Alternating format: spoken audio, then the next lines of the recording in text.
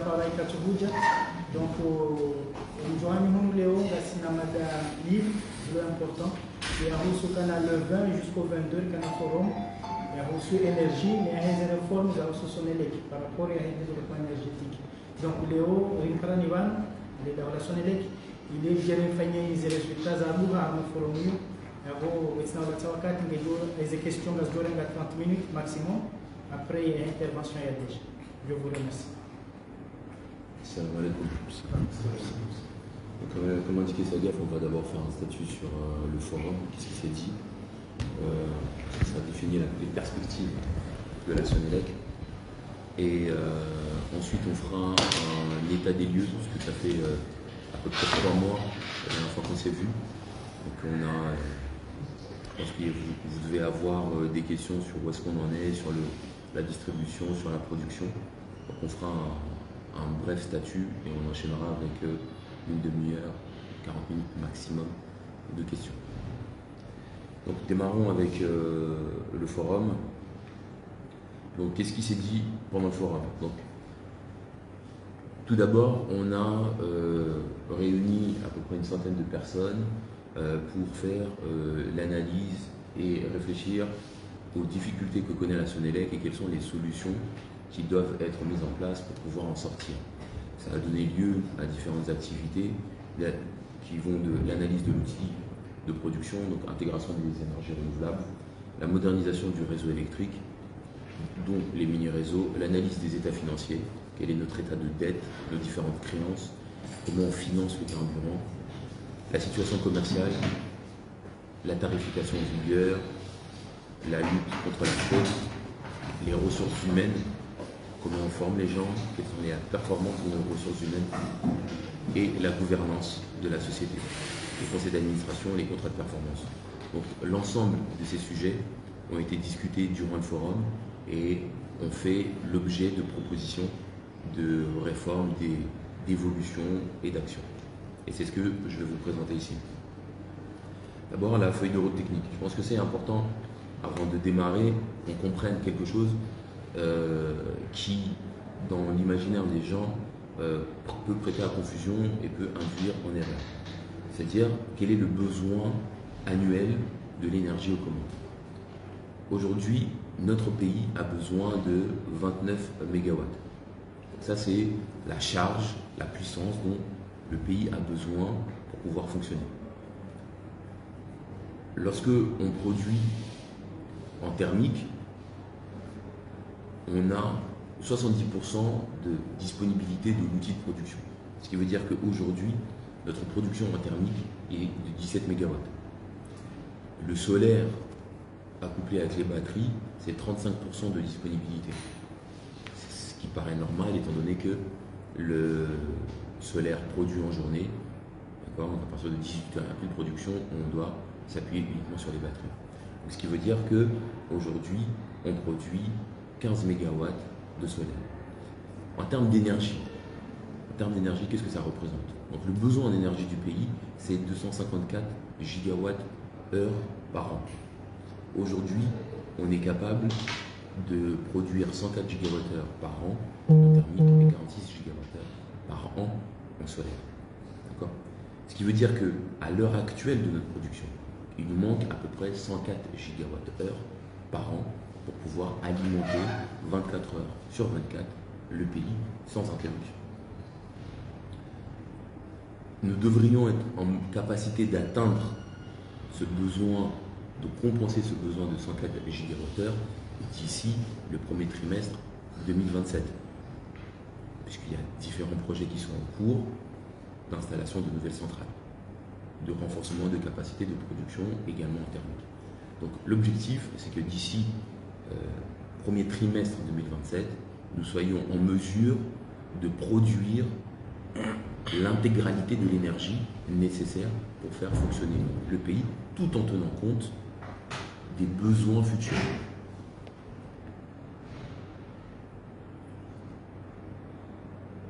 Pour pouvoir ce faire, ce qui est prévu, c'est la feuille de route technique suivante. Aujourd'hui, on a fait des choix de production thermique qui sont extrêmement coûteux.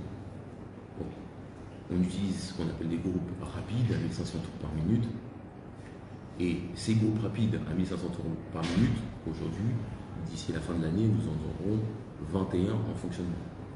Ces 21 groupes en fonctionnement, c'est extrêmement coûteux à maintenir. Entre 2025 et 2026, nous allons dépenser 1,9 milliard pour pouvoir faire les révisions des groupes. En 2027, le besoin il sera de 3 milliards, 140 millions, pour pouvoir entretenir ces groupes, faire les révisions adéquates, acheter les pièces qui vont bien. En 2028, c'est 3,6 milliards qu'il faudra. Ce qui veut dire que sur les 3 prochaines années, entre maintenant et 2028, il faut 8,7 milliards pour pouvoir maintenir, on parle de uniquement maintenir l'outil productif. C'est vous dire à quel point c'est coûteux. Les choix techno qu'on a fait, les choix technologiques, l'utilisation des groupes thermiques à vitesse rapide, c'est un choix extrêmement coûteux. Et pourtant, compte tenu de la situation géographique de notre pays, nous sommes obligés de maintenir une production thermique. Puisque nous ne pouvons pas compter que sur le solaire. Nous avons une météo beaucoup trop changeante pour pouvoir relayer uniquement sur le solaire.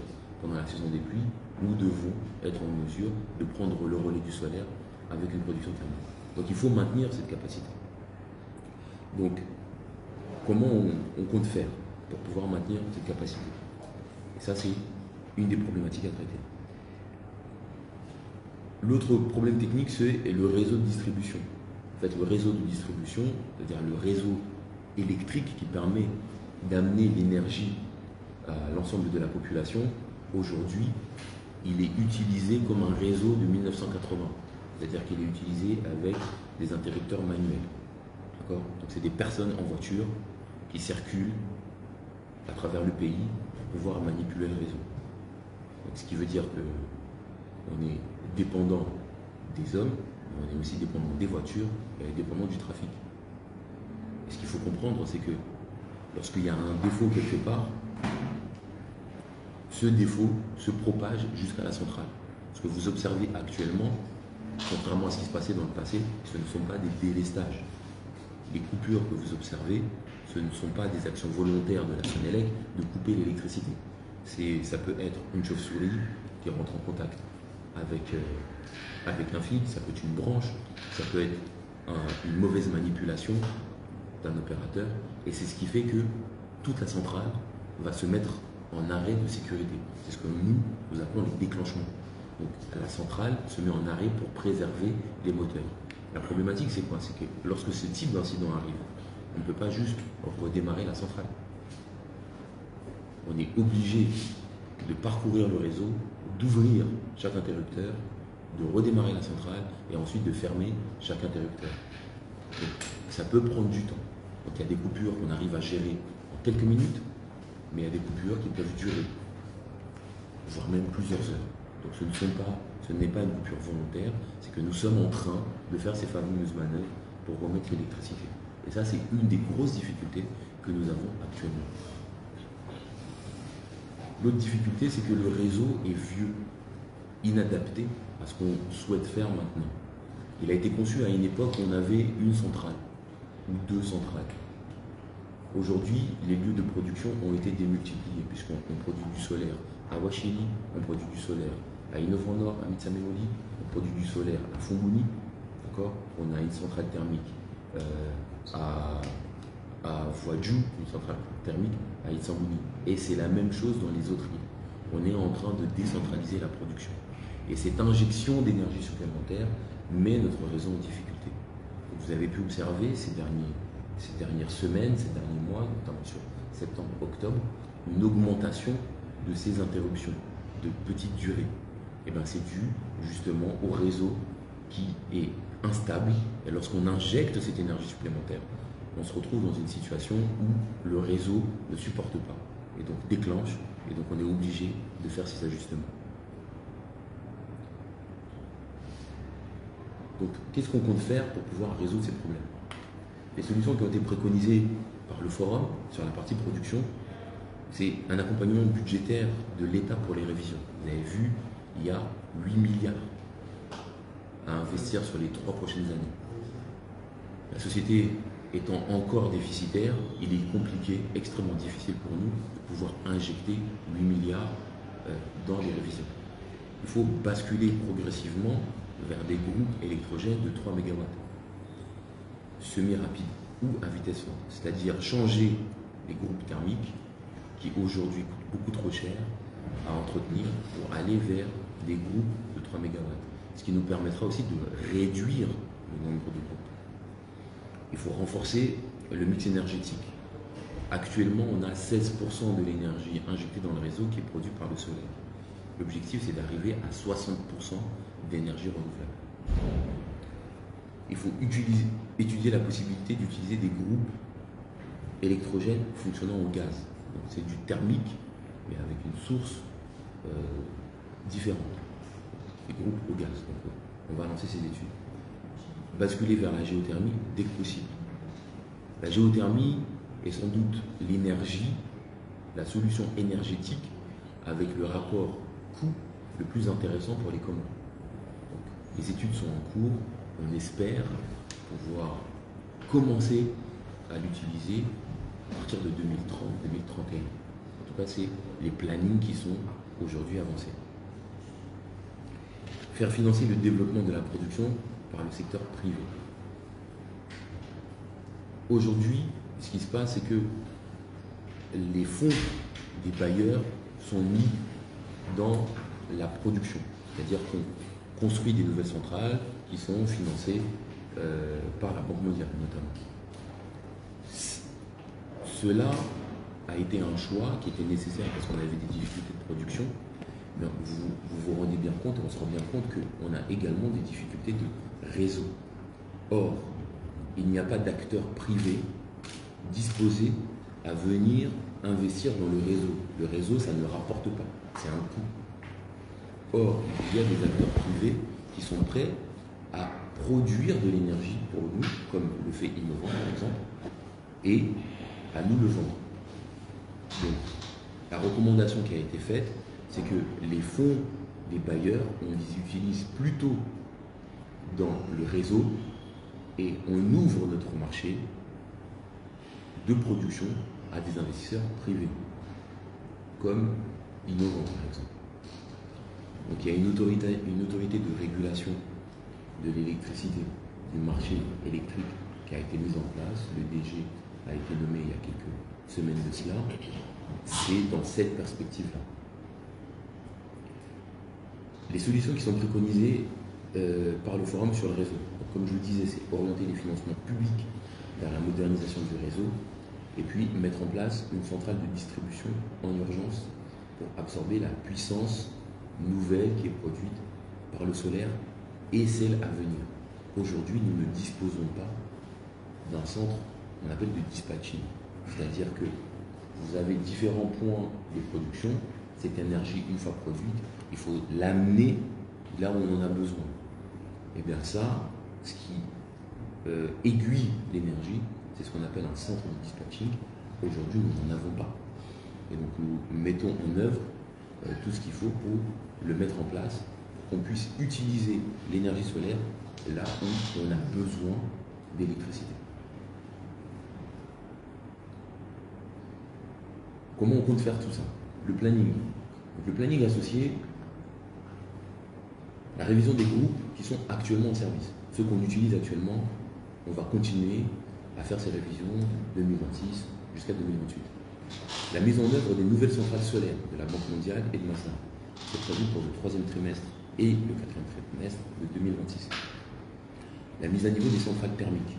L'objectif, c'est qu'au 4e trimestre 2027, on ait des centrales, une production thermique qui soit moins coûteuse. L'intégration progressive des groupes semi-rapides de minimum 3 MW, donc ça va se faire entre 2027 et 2030. L'objectif, c'est que fin 2030, nous ayons 16 groupes semi-rapides, ce qui va représenter une puissance de production d'environ 50 MW. La modernisation et la mise aux normes de l'architecture du réseau, on démarre dès l'année prochaine, et ça va nous prendre minimum 2 ans, parce que c'est un travail titanesque, il y a beaucoup de choses à faire sur le réseau. La mise en place de la téléconduite du réseau. La téléconduite, qu'est-ce que c'est? C'est justement le fait de remplacer la gestion du réseau qui se fait comme dans les années 80 avec quelqu'un en voiture par du pilotage à travers un ordinateur et des choses qui sont des commandes qui sont automatisées. Et la géothermie qu'on espère pouvoir utiliser à partir de 2030. Donc ça, c'est sur la partie production. Intéressons-nous à ce que le forum a recommandé sur la partie commerciale. Mais avant ça, quelle est notre situation actuelle d'un point de vue commercial? Aujourd'hui, à Gazidja, nous avons 12 agences, 15 points de vente, 10 concessionnaires. En juin, nous avons 19 agences et en Moli, nous avons 3 agences. Lorsqu'on regarde notre situation commerciale, on voit qu'il y a 92% du chiffre d'affaires ici à Gazidja qui est réalisé par uniquement 10 opérateurs. Et sur les 10 opérateurs, c'est 4 concessionnaires. Donc il y a une stratégie commerciale à ajuster en augmentant le nombre de concessionnaires et en baissant les points de vente, puisqu'on voit bien que les points de vente ne sont pas rentables.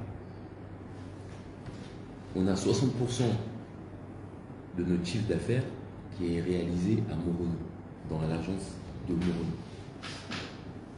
C'est un risque énorme, puisque ça veut dire que à Ngazidja, si on a un problème d'accès à l'agence de Moroni, 60% de notre chiffre d'affaires disparaît.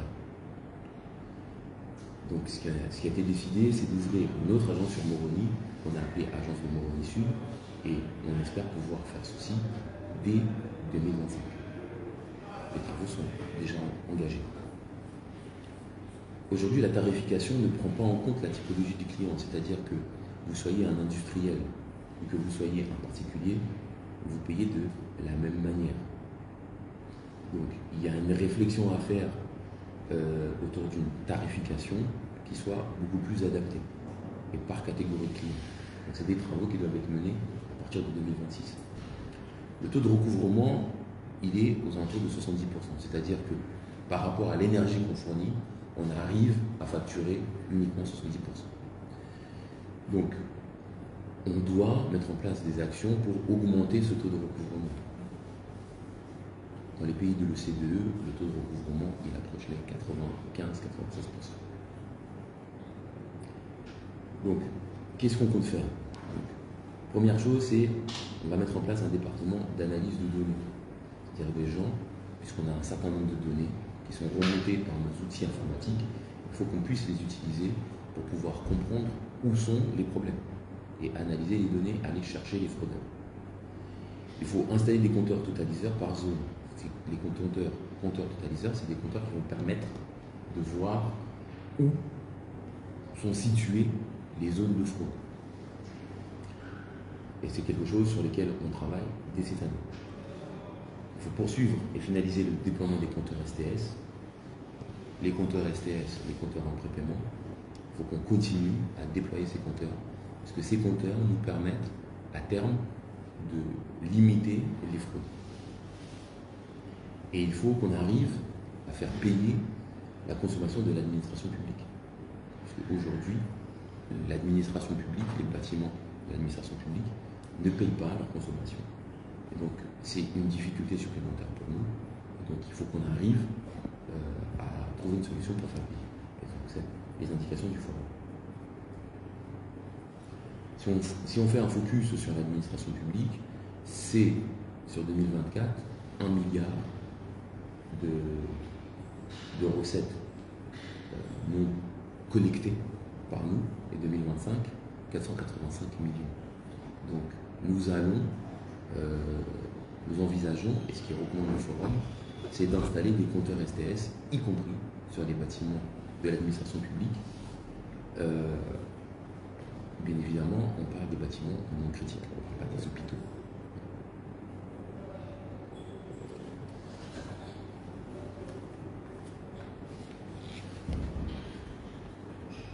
Pour pouvoir adresser tout ça, on a besoin de ressources humaines. qu'est-ce qu'on compte faire sur les ressources humaines. Aujourd'hui, sur les ressources humaines, nous avons 1620 agents pour environ 130 000 clients. Ce qui veut dire qu'un agent Sonelec s'occupe de 80 clients. On a pris un exemple simple, un pays voisin. La Tanzanie a 12 000 agents pour 5,5 millions de clients. Ce qui veut dire qu'un agent de la TANESCO s'occupe de 458 clients. Vous voyez que le ratio est assez préoccupant. Puisque chez nous, on a 5 fois moins de clients par agent. Est-ce que nos amis tanzaniens sont 5 fois plus productifs? Je ne pense pas. Je pense que les agents comoriens sont tout autant productifs, ce qui veut bien dire que nous avons un problème de sureffectif. À cela, vous rajoutez une masse salariale de 2 milliards, à peu près. Le ratio masse salariale sur chiffre d'affaires est au-delà des standards, puisqu'il est de l'ordre de 20%, lorsque le standard est en dessous de 10%. On a donc un sureffectif d'à peu près 50%. En plus de cela, nous avons des profils qui ne sont pas en adéquation avec les postes. Ce qui conduit à un manque de productivité. Donc ce qui a été recommandé par le forum, c'est qu'il faut qu'on accompagne les ressources en trop vers de la reconversion.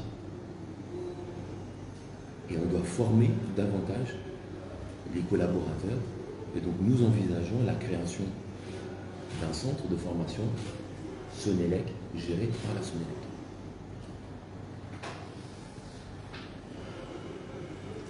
La feuille de route pour pouvoir faire ça, nous allons faire un audit organisationnel complet d'ici la fin de l'année. Ensuite, nous allons mettre en place des fiches de poste avec les objectifs SMART. Donc, des objectifs spécifiques, mesurables, atteignables, qui soient réalistes et qui soient définis dans le temps. Nous allons mettre en place des évaluations annuelles, mettre en place, donc ça c'est prévu pour le deuxième trimestre 2026, mettre en place le centre de formation Sonelec. L'objectif c'est premier trimestre 2026, mettre en place un plan de reconversion d'ici le deuxième trimestre 2026, un plan de restructuration et de réduction des effectifs qu'on espère pouvoir démarrer dès le deuxième trimestre 2026.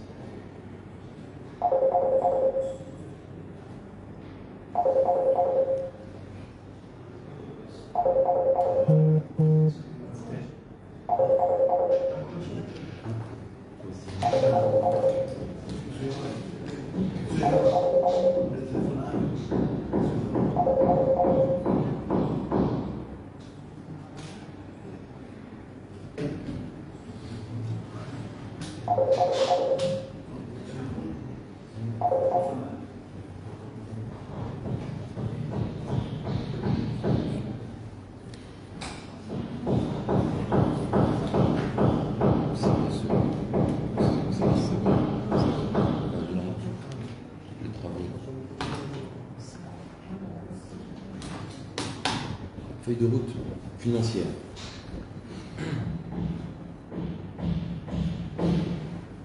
Est-ce que quelqu'un peut aller voir et demander l'arrêt des travaux? Qu'est-ce qui se passe au niveau des finances? Aujourd'hui, la société Sonelec a une dette cumulée de 12 millions. Et à une charge moyenne de 900 millions par mois. Et là, on n'a pas comptabilisé les salaires. Donc, pour faire simple, il faut que la Sonelec gagne 900 millions par mois pour fonctionner. Acheter le carburant, payer les salaires, acheter les pièces de révision, acheter les consommables des moteurs, et ainsi de suite. Donc, j'ai vu passer des articles qui louaient le fait qu'on fasse 1 milliard de chiffre d'affaires. 1 milliard de chiffre d'affaires, c'est l'équilibre. Lorsqu'on fait 1 milliard de chiffre d'affaires, on est juste à l'équilibre.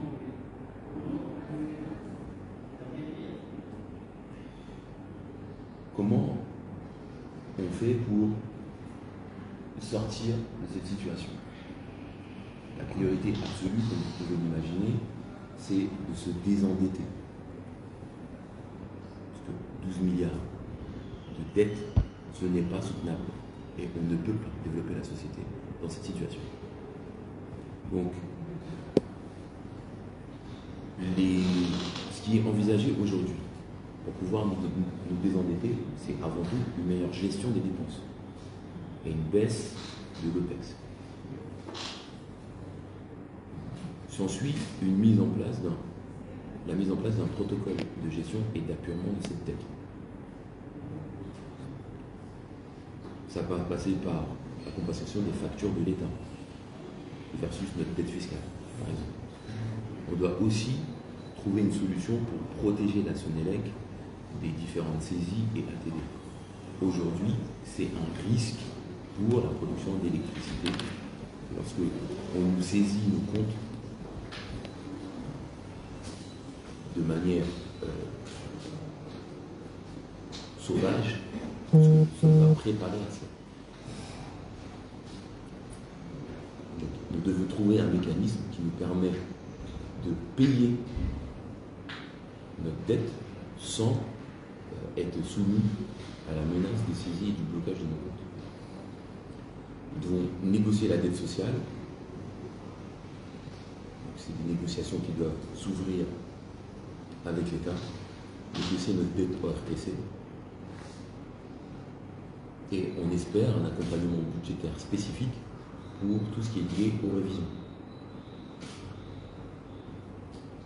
On est encore toujours en train de discuter avec différents bailleurs pour qu'ils nous accompagnent financièrement. Et enfin, nous envisageons de restructurer la dette bancaire à partir de fin 2026, puisque pour pouvoir envisager de restructurer une dette bancaire, nous devons d'abord démontrer notre capacité à faire du chiffre, d'accord, pour recréer de la confiance auprès des institutions bancaires. L'objectif étant également d'avoir un appurement de la dette fournisseur d'ici fin 2029.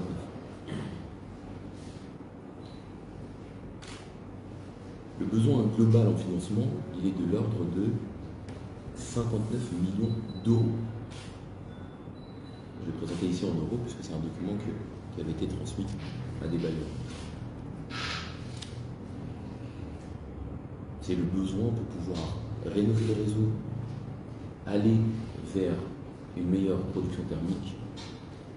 C'est dire que le besoin est immense et la tâche qui est devant nous est complexe.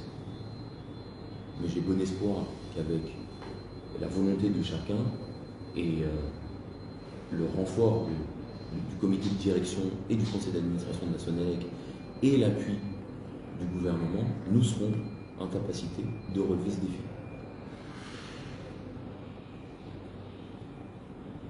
Et relever ce défi, qu'est-ce que ça veut dire? C'est se donner des perspectives nouvelles. Et des perspectives nouvelles avec un business plan qu'on espère pouvoir dérouler et du coup augmenter notre chiffre d'affaires et avoir des perspectives de chiffre d'affaires de l'ordre de 17 milliards dès 2026 et ensuite une croissance en 2027, 2028 et 2029.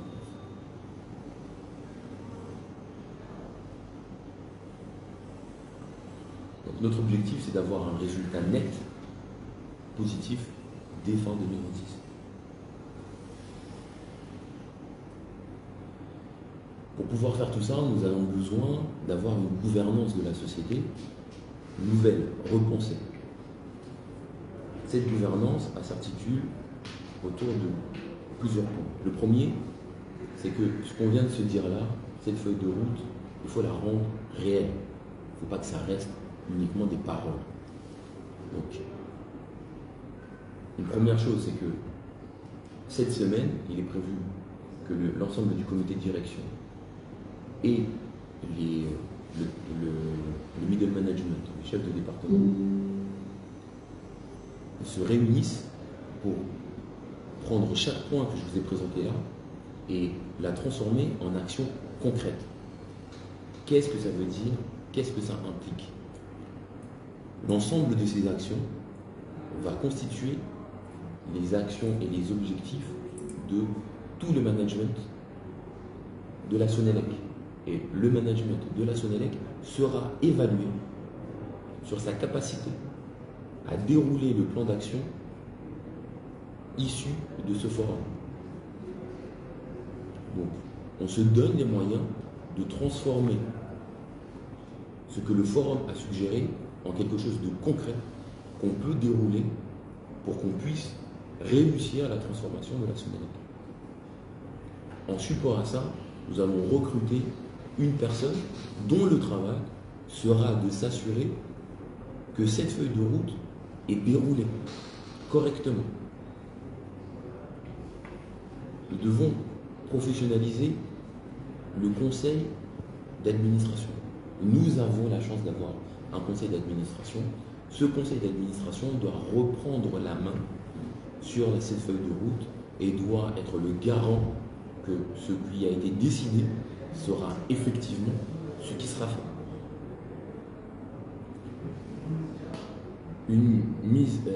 Un état des lieux des textes réglementaires applicables. Que ce soit les statuts, que ce soit les règlements intérieurs. Nous, quand je dis nous, c'est la Sonelec, les conseils d'administration, devons réviser l'ensemble des textes pour les mettre en conformité avec ce que l'on souhaite faire. Et enfin, une harmonisation des directions régionales par rapport à la direction générale. Les prérogatives des directions régionales et les attentes des directions régionales vis-à-vis de la direction générale ne sont pas les mêmes lorsqu'on parle d'Anjon, lorsqu'on parle de Gazidja, lorsqu'on parle de Moélie. Eh bien, nous devons harmoniser cela pour garantir que la transformation que l'on envisage, c'est bien une transformation globale sur l'ensemble du territoire national.